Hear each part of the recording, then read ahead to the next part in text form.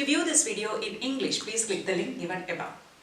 11ാം ക്ലാസ്സിൽ പഠിക്കുന്ന എൻ്റെ എല്ലാ മക്കൾക്കും ബയോളജി മൈ പാഷനിലേക്ക് സ്വാഗതം. ഞാൻ സൗമ്യ ഹരികൃഷ്ണ. നമ്മൾ ഇപ്പോൾ പഠിച്ചുകൊണ്ടിരിക്കുന്നത് excretory products and their elimination എന്ന ചാപ്റ്ററാണ്. നമ്മുടെ ശരീരത്തിലെ കിഡ്നിയിൽ ഉണ്ടാകുന്ന യൂറിൻ കളക്റ്റിംഗ് ഡക്റ്റിൽ നിന്ന് വന്ന് എല്ലാവരും കളക്ട് ചെയ്ത് കൊണ്ടുവന്ന് എവിടെ വരും? പെൽവിസിൽ വരും അല്ലേ?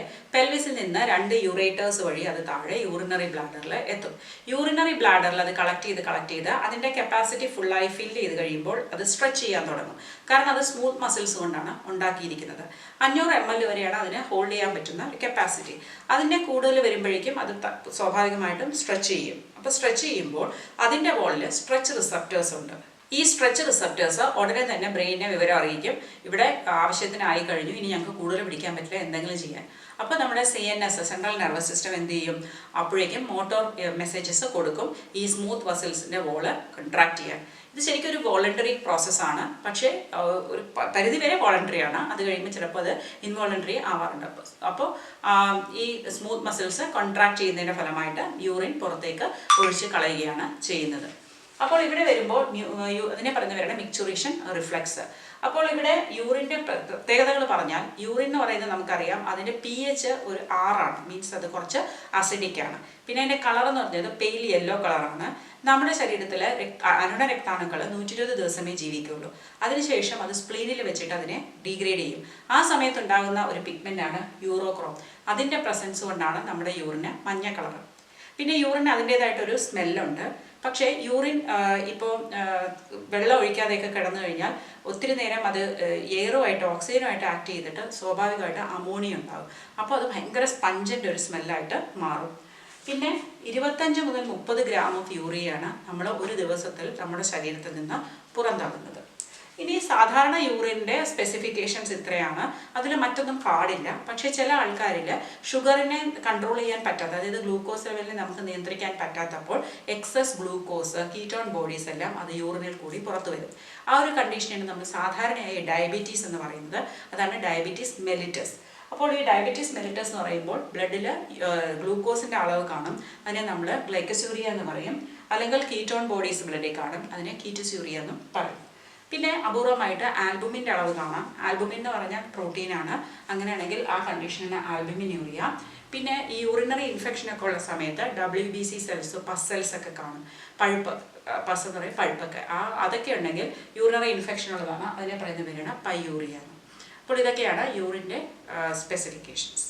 ഇനി നമ്മൾ ശരീരത്തിൽ പലതരം വേസ്റ്റ് ഉണ്ടാകുന്നുണ്ട്. തുടക്കത്തിൽ ഞാൻ അതിനെക്കുറിച്ച് സൂചിപ്പിച്ചിരുന്നു. നമ്മുടെ ലങ്സിൽ ധാരാളം കാർബൺ ഡൈ ഓക്സൈഡും വാട്ടറും ഉണ്ടാകുന്നുണ്ട്. അപ്പോൾ ഈ കാർബൺ ഡൈ ഓക്സൈഡ് നമുക്കൊരു റെസ്പിറേറ്ററി വേസ്റ്റ് ആണ്. അതിനെ പുറന്തള്ളുന്നത് ലങ്സ് ആയതുകൊണ്ട് ലങ്സിനെ നമുക്കൊരു എക്സ്ക്രീറ്ററി ഓർഗൻ എന്ന് പറയാം. ഏതാണ്ട് 200 ml കാർബൺ ഡൈ ഓക്സൈഡാണ് നമ്മുടെ ലങ്സ് പുറന്തള്ളുന്നത്. ഇനി മറ്റൊരു എക്സ്ക്രീറ്ററി ഓർഗനായിട്ട് നമുക്ക് ലിവറിനെ കരുതാം. അതിൽ നമ്മുടെ ശരീരത്തിലെ ഏറ്റവും വലിയൊരു ഗ്ലാൻഡാണ്. അപ്പോൾ ലിവർ എന്തൊക്കെയാണ് പുറന്തള്ളുന്നത്? ബിലിറൂബിൻ, ബിലിവെറിഡിൻ, ഇത് രണ്ടും ലിവറിലുണ്ടാകുന്ന 2 പിഗ്മെൻറ്റ്സ് ആണ്. പിന്നെ അതുകൂടാതെ കൊളസ്ട്രോള്, ഡീഗ്രേഡഡ് സ്റ്റീറോൾസ്, വിറ്റമിൻസ്, പിന്നെ മിനറൽസ്, പിന്നെ ഡ്രഗ്സ്, ഡീടോക്സിഫൈ ചെയ്യുന്ന നമ്മുടെ ലിവറാണ് ഡ്രഗ്സ്. അതുകൊണ്ട് തന്നെ ലിവറിനെ നമുക്ക് ഒരു എക്സ്ക്രീറ്ററി ഓർഗനായിട്ട് കരുതാം. പിന്നെ അതുകൂടാതെ നമ്മുടെ ശരീരത്തിൽ വിയർപ്പ് ഗ്രന്ഥികളുണ്ടല്ലേ. അപ്പോൾ ഈ സ്വെറ്റ് ഗ്ലാൻഡ്സ് അവ നമ്മുടെ ശരീരത്തിൽ നിന്ന് വിയർപ്പിനെ പുറന്തള്ളുന്നു. നമ്മൾ എന്തിനാണ് വിയർക്കുന്നത്? നമ്മുടെ ബോഡി ടെമ്പറേച്ചർ ക്രമീകരിക്കാൻ വേണ്ടിയിട്ട്. പക്ഷേ അതിനോടൊപ്പം തന്നെ കുറച്ച് സോൾട്ട്, കുറച്ച് യൂറിയ, എക്സസ് വാട്ടർ എല്ലാം നമ്മൾ വിയർപ്പിൽ കൂടി പുറത്ത് കളയുന്നുണ്ട്. പിന്നെ ഉള്ളതാണ് സെബേഷ്യസ് ഗ്ലാൻഡ്. അതായത് നമ്മുടെ ശരീരത്തിലെ ത്വക്കിൽ തന്നെയുള്ള സെബം എന്ന ഒരു സെക്രീഷനാണ് ഈ സെബേഷ്യസ് ഗ്ലാൻഡ്സ് ഉണ്ടാക്കുന്നത്. ഈ സെബത്തിനകത്ത് കുറച്ച് ഓയിലുണ്ട്. ഈ ഓയിൽ ശരിക്കും പറഞ്ഞാൽ നമ്മുടെ സ്കിന്നിനെ പ്രൊട്ടക്റ്റ് ചെയ്യാനാണ്. കൗമാരക്കാരിൽ, അതായത് നിങ്ങളുടെ ഏജിലൊക്കെ ഈ സീബത്തിൻ്റെ സെക്രീഷൻ കൂടുതലായിരിക്കും. അപ്പോൾ പലരും അനുഭവിക്കുന്ന ഒരു പ്രോബ്ലമാണ് ഈ ഓയിലി സ്കിൻ എന്നുള്ളത് അല്ലേ. നമുക്ക് ആർക്കും ഇഷ്ടമല്ല ഓയിലി സ്കിൻ. കാരണം എന്താ, കുറച്ച് കഴിയുമ്പോൾ സ്കിൻ അങ്ങ് ഡള്ളാവും. നമ്മൾ കഴിയുമ്പോൾ നല്ല ബ്രൈറ്റ് ആയിരിക്കും, ഓയിൽ വരുമ്പോഴേക്കും നമ്മുടെ സ്കിൻ അങ്ങ് ഡള്ളായിപ്പോവും. അപ്പോൾ അതുകൊണ്ട് തന്നെ എല്ലാവർക്കും ഓയിലി സ്കിൻ ഭയങ്കര ഇഷ്ടമല്ല. പക്ഷേ ശരിക്കും പറഞ്ഞാൽ ഓയിലി സ്കിൻ എന്ന് പറഞ്ഞൊരു അനുഗ്രഹമാണ്. ഓയിലി സ്കിൻ ഉള്ളവർക്ക് സ്കിൻ നല്ല പ്രൊട്ടക്റ്റഡ് ആണ്, ഡ്രൈനെസ് വരില്ല. അപ്പോൾ നിങ്ങൾ പ്രായമാകാൻ വൈകും, നിങ്ങൾക്ക് അധികം പെട്ടെന്നൊന്നും ചുളിവുകൾ വരില്ല. ഓക്കെ. ഈ സെബം എന്ന് പറയുന്ന നമ്മൾ ഈ ഓയിൽ എന്ന് പറയുന്നത് വാക്സ്, സ്റ്റീറോൾസ്, ഹൈഡ്രോ കാർബൺസ് ഒക്കെ ചേർന്ന ഒരു മിശ്രിതമാണ്. എല്ലാ ഫിസിയോളജി ചാപ്റ്ററും എൻഡ് ചെയ്യുന്നത് ആ സിസ്റ്റത്തിൽ വരുന്ന ചില അസുഖങ്ങളെക്കുറിച്ച് പറഞ്ഞിട്ടാണ്. അപ്പോൾ ഇവിടെയും ഉണ്ട് ചില അസുഖങ്ങൾ. ഒന്നാമതായിട്ട് യൂറീമിയ എന്ന് പറയും. യൂറീമിയ എന്ന് പറഞ്ഞാൽ നമ്മുടെ ശരീരത്തിൽ യൂറിയ കെട്ടിക്കിടക്കുന്നതാണ്. യൂറിയ ആരാണ് പുറന്തള്ളുന്നത്? കിഡ്നി. അപ്പോൾ കിഡ്നി പ്രവർത്തിക്കാതെ വരുമ്പോൾ ശരീരത്തിൽ യൂറിയയുടെ അളവ് കൂടുന്നു. ഈ യൂറിയയുടെ അളവ് കൂടിയാൽ അതിനെ യൂറീമിയ എന്ന് പറയും. അപ്പോൾ എങ്ങനെയെങ്കിലും നമുക്ക് കുറയ്ക്കേണ്ടേ, അങ്ങനെ കൊണ്ടു നടക്കാൻ പറ്റില്ല. അപ്പോൾ നമുക്ക് ഡയാലിസിസ് ചെയ്യാം, ഹീമോഡയാലിസിസ്. ഹീമോഡയാലിസിസിനെ കുറിച്ച് ക്ലാസ് 10ൽ ഞാൻ പഠിപ്പിച്ചിട്ടുണ്ട്. അതിൻ്റെ വീഡിയോ ഞാനിവിടെ ലിങ്കിൽ കൊടുത്തേക്കാം. നിങ്ങൾക്കത് വാച്ച് ചെയ്യേണ്ട കാര്യമുള്ളൂ. സെയിം കോൺസെപ്റ്റാണ്. ഇനി അതുകൂടാതെ കുറച്ച് കാലത്തേക്കാണ് നമുക്ക് ഡയാലിസിസ് ഒക്കെ ചെയ്യാം. അതേസമയം ഒരു ലോങ് റണ്ണിൽ നിങ്ങൾ വ്യക്തിയുടെ 2 കിഡ്നിയും ഫെയിൽ ആവുകയാണെങ്കിൽ അദ്ദേഹത്തിന് ഹീമോഡയാലിസിസ് കൊണ്ട് മാത്രമേ ജീവിക്കാൻ പറ്റുമെങ്കിൽ അതൊരു ലോങ് റണ്ണിൽ പോസിബിൾ അല്ല അല്ലെ, പ്രത്യേകിച്ച് യങ് ആയിട്ടുള്ള ആൾക്കാരാണെങ്കിൽ. അപ്പോൾ എന്ത് ചെയ്യണം? കിഡ്നി ട്രാൻസ്പ്ലാന്റ് ചെയ്യണം.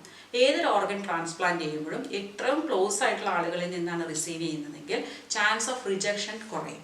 അതായത് ടിഷ്യൂ മാച്ചിങ്ങും ബ്ലഡ് മാച്ചിങ്ങും ഉണ്ട്, ഒപ്പം തന്നെ നമ്മുടെ അടുത്ത റിലേറ്റീവ് ആണെങ്കിൽ ചാൻസ് കുറയും.